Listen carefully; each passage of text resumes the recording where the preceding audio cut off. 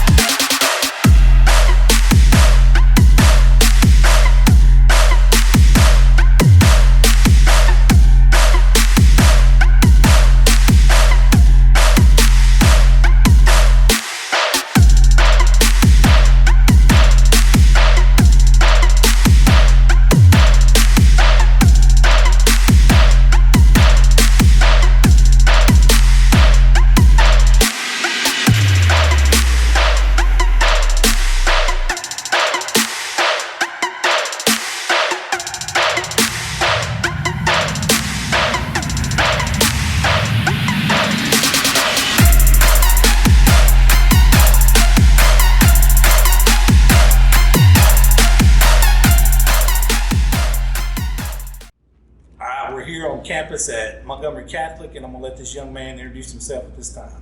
TJ Dudley at Average Joe Sports Talk. There we go. Now, Mr. Dudley,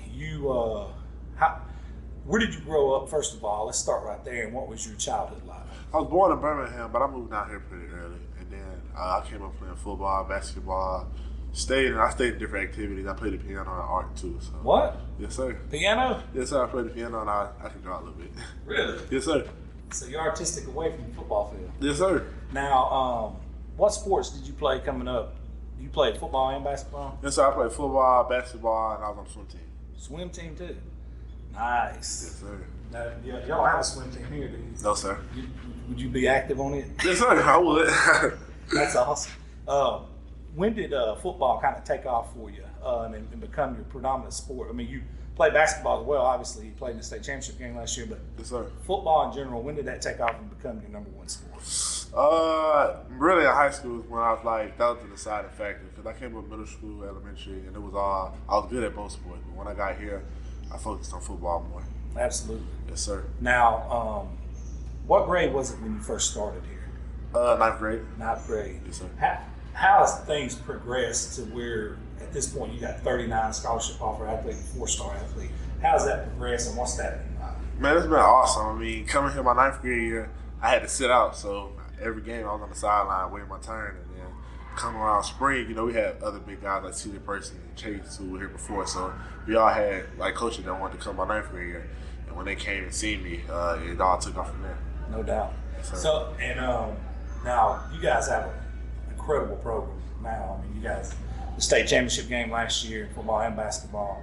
And I think a lot of that's attributed to this weight room right here and the hard work you guys put in. Talk about the changes you've seen personally from day one being here to what we know Montgomery Catholic has right now. Yes, sir. I remember at one point before I came here, people didn't even want to wear their gear out in public because it was a laughing stock. But the guys before me, they had set a path to where like we're gonna be number one in the city and in the state. And ever since I got here in my ninth grade year, the seniors installed that in me, and I've been trying to continue that to the young people now. No doubt. Yes, and sir. You guys have done that. No doubt. Yes, sir. Talk about your new head coach, man, and what's that been like since he took over? It's been awesome. I mean, he's been the same. I mean, it's really never been no different as far as the defense wise. He has to do more of the business stuff now, but it's been awesome. He's still maintaining his defensive focus now. He's done a tremendous job of maintaining what you guys had and yes, sir. Being a comfortable, steady voice for you guys through this coaching transition because he was your coach and he was the defensive coordinator, strength coach. Correct? Yes, sir. How comfortable have you been with him this whole time? Yeah? I've been real comfortable with him. We had a good relationship since I got here, and like ever since he took his job, you can tell like he's had to tend to more stuff. but he still tried to keep his. He always puts his help in on the defense as well as the offense now too. And he's the recruiting coordinator as far as getting, you guys players looked at the next level and stuff. Yes, sir. How's that? Having him there to help you along with this transition of you getting recruited. How's that been? With coach. He's been a big role in a lot of my decisions. Honestly, that man loves everybody the same, and he's gonna do his best to get you to college and play football. So yes, sir. Like as far as like decisions, where should I do, what camps and stuff I should go to, he's been there right along. Now you are committed currently to Oregon. Yes, sir. What was it about Oregon? I've been to Eugene before the game. It's a real unique place. What was it that stuck out for you? The coaching staff and the players. It was somewhere I can fit well, and it was all love in the family environment. And then when I got into the film room with Coach Wilson and showing me how he used me, it was just amazing from there. That was very, man. Obviously got 9,000 different uniform combinations. How much of that kind of stuff plays into it for you? Are you like a uniform guy, or you don't care what you wear? I mean, of course, the little saying, you look good, you play good. So I do like the uniforms and all, but as far as that wasn't really my decision. But as a kid, I grew up liking Oregon too. That's what drew me into them. But once I started like watching them play on Saturday, it just became more than a uniform. That's right. Let's rewind the clock last year, and I asked Coach a little bit about this. As you know, I'm around 5, weekly, honestly. And you guys had a tremendous game last year. It was one of the best football games I've ever seen in person.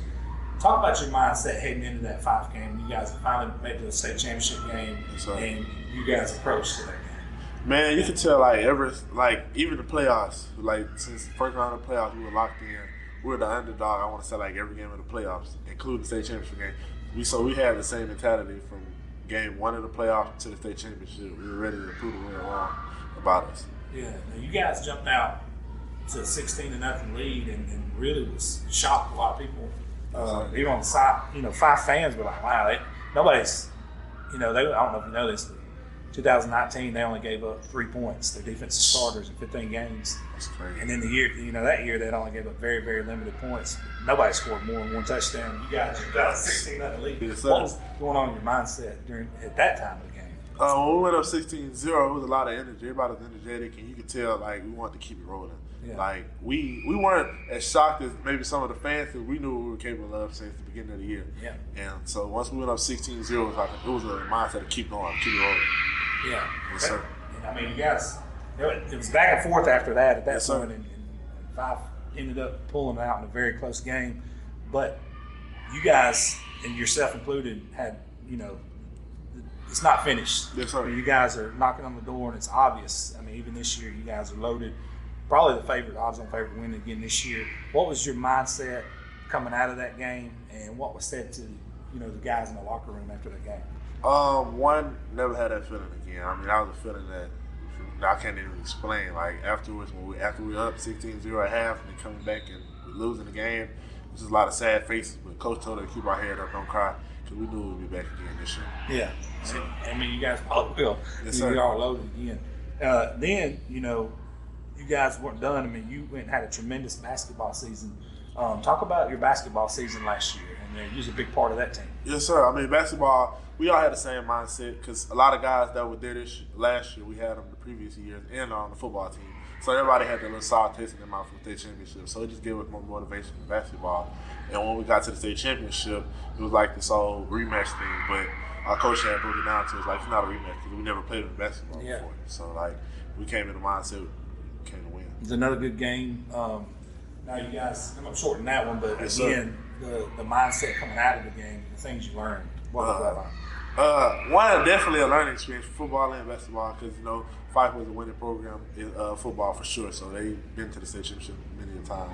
So it was a learning experience for all of us, especially the younger guys that our freshman quarterback Caleb. So we all got more experience now, and we know what to do and what it takes. Yeah, that guy's phenomenal. Yes, sir. Running back's phenomenal. Yes, sir. DBs. Yes, sir. He got loaded the gills. But to get to that next level, I know coaches talk to you about it. It's more mindset than anything, right? Yes, sir. What are some of the things you've seen transpire this offseason to kind of get y'all to that next level?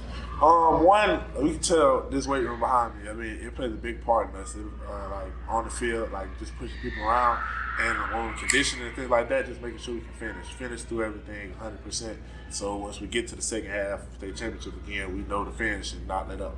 Okay. Yes, sir. So yourself, away from football, basketball, sports in general, what's your number one getaway? Like, what do you do for a hobby outside of sports? Outside of sports, I hang with my friends a lot. I mean, a lot. When I hang with my friends, a lot of the stress from sports and just life in general, it goes away when I hang with my friends and just have fun. That's right. Yes, sir. What would you say that somebody who's never been here and seen what you guys have going on here and how special this place is, how would you describe this place, the school you go to, in your words? Like you said, it's very special. I mean, as far as sports, academics, everything, it all collides. It's all, especially academics, we make that our number one priority. So, like, if you're not getting your grade, you're not being able to play. So, like, I like that our coaches push that a lot. And then, like, the teachers, everybody involved. It's community right here. Everybody's involved in every sport. Volleyball, no matter if we're good or not, we all here supporting each other. Noticed that since I've been here. Volleyball's here, and we've seen some track guys here. It's pretty cool. Yes, sir. What is it about this place that you're going to take away most? Like, in your heart, what's the main thing that you love personally? The family about it. Everybody's family here. Everybody's accepted, no matter what race, gender, whatever. Everybody's accepted here, and we all love each other the same. That's special, man. It ain't the case everywhere, unfortunately, man. Yes, sir. And I know that's it's sad, but it's true. Yes, sir. We live in modern day times. Now, what's your goals in life? I know obviously you want to go to college, get your education, hopefully go to the NFL one day. But yes, sir. What could you see yourself being in, let's say, 30 years? I don't think you'll be, unless you're Tom Brady, I don't think you'll be playing 30 years from now. 30 years. Of course, I still want to be around the game because I love the game a lot. So, Maybe like, coach something? Yeah, maybe a coach. I don't really know what coaching with it. Coaching, especially, or like just being an ESPN commentator, different stuff like that. Awesome. Yeah, being a commentator. So, like, after I have a good career in the NFL, being a commentator, coming back, just breaking the game down. Being around the game. Yes, sir. Just being around the game. Yeah. That'd be cool right there. Yes, sir. Oregon's a really good place to get that done, too, man. Yes, sir.